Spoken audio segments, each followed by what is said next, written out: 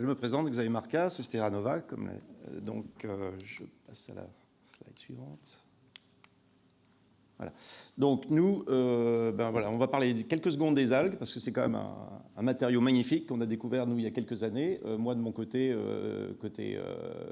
biomédiation, et de la part de mes directeurs, côté bioplastique. C'est la solution la plus naturelle qui soit pour donc répondre à pas mal de défis environnementaux, et bien sûr la pollution de chimie des eaux, le sujet aujourd'hui, et l'augmentation des gaz à effet de serre dont tout le monde parle dans le monde malheureusement. La pollution, c'est la phycoremédiation ou bioremédiation, plus traditionnellement parlant, donc pour traiter tout ce qui est nitrate, phosphate et autres pesticides, puisque les algues peuvent faire beaucoup de choses quand on commence un petit peu à creuser le sujet. Et puis bien sûr la capture du CO2 atmosphérique par la photosynthèse, qui reste un procédé naturel aussi. Donc l'histoire de Eranova, ça a été créé en 2016. On a reçu le prix de l'ADEME d'investissement du futur en 2017. On a installé un petit pilote sur le site de l'Ifremer en attendant la construction d'un démonstrateur industriel qui a été mis en service l'année dernière. Donc tout ça, c'est tout nouveau. Et nous, maintenant, nous pensons déjà au déploiement industriel suivant. Je reviens juste un petit peu sur la vidéo, trop tard. Voilà, c'est à l'envers. Vous voyez un petit peu l'évolution des produits en fonction des différents process. Le modèle, donc notre modèle économique inspiré de la transition écologique nous a obligés à trouver une filière commercialisable. Ça a été le bioplastique, biosourcé à partir d'algues. On peut faire des produits biodégradables, recyclables, compostables, grâce au talent de nos directeurs qui connaissent très bien l'industrie dans ce domaine. Et ça nous permet de contribuer aussi à réduire l'invasion des plastiques biosourcés, qui est donc un facteur de importante perte de biodiversité. Décidément.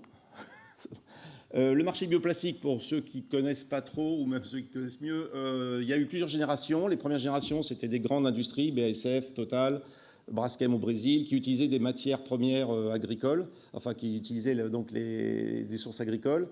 Donc au niveau impact environnemental, on s'est vite retrouvé limité. Donc c'est pour ça que maintenant on attaque la troisième génération avec les algues, qui nous paraît beaucoup plus cohérent, et nous prétendons, nous Eranova, mener un petit peu le leadership en termes d'impact environnemental, puisque nous travaillons sur des algues d'échouage qui sont considérées comme des déchets et pour lesquels les communes souvent payent des fortunes pour les incinérer ou les enterrer, ou enfin en tout cas les mettre en décharge.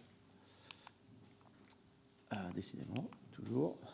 Impact environnemental, donc l'empreinte carbone, c'est important. On a fait une analyse du cycle de vie importante en 2020, qui nous a permis donc de montrer que nous étions 10 fois plus vertueux que bien sûr les résines plastiques traditionnelles, et même 2,5 fois plus vertueux que les PLA bien connus que Total a commercialisé en Thaïlande notamment.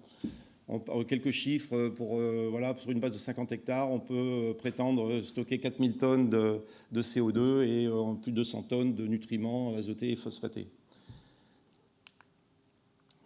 Toujours pas. Voilà, donc l'équipe rapidement, donc les deux directeurs, Philippe Lavoisier et Philippe Michon, donc de l'industrie du plastique. Une petite équipe d'une moins de 10 personnes sur le site. Donc 2 ingénieurs R&D, 2 ou 3 techniciens, on a recruté un encore la semaine dernière, quelques stagiaires, une assistante, et un support très important, donc du CEA pour la partie scientifique, ainsi qu'investissement pour Green Tech, et puis le financement des gens comme Ernst & Young. Je rajouterai aussi les Mindales qui nous ont bien orientés sur la partie biocomposite, qui est un deuxième composante de ce que l'on veut produire, étant donné que le bioplastique n'est qu'une partie de la production.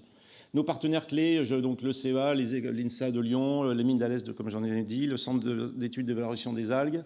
Nous avons des clients un peu dans tous les domaines, donc le cosmétique, Estée Lauder, dont vous avez l'alimentaire, les sacs salades, Floréal, Bonduel pour les légumes, l'Occitane, Grofilex, et les adhésions, Solar Impulse, comme toujours, l'ADEME et les Méditerranées du futur. Bon, toujours à l'envers. Alors, pourquoi je suis là aujourd'hui, c'est pour chercher un partenaire qui pourrait nous proposer une grande surface cultivable dans la région, car nous ne sommes pas de la région. Et ce que nous demandons, évidemment, n'est pas négligeable, c'est une grande surface, mais nous pensons offrir au delta une grande voie, une voie durable de traitement des eaux, une économie circulaire d'avenir. Et nous vous invitons donc à venir nous voir, parce que c'est pour cela que nous avons construit ce démonstrateur, pour que tout le monde puisse accéder à ce que nous faisons. Et c'est tout à fait nouveau, c'est à grande échelle, c'est industriel, donc ça doit parler à pas mal de gens, et aux investisseurs notamment, et des partenaires éventuels de la région. Voilà, je vous ai tous invités à venir nous voir. Merci à tous.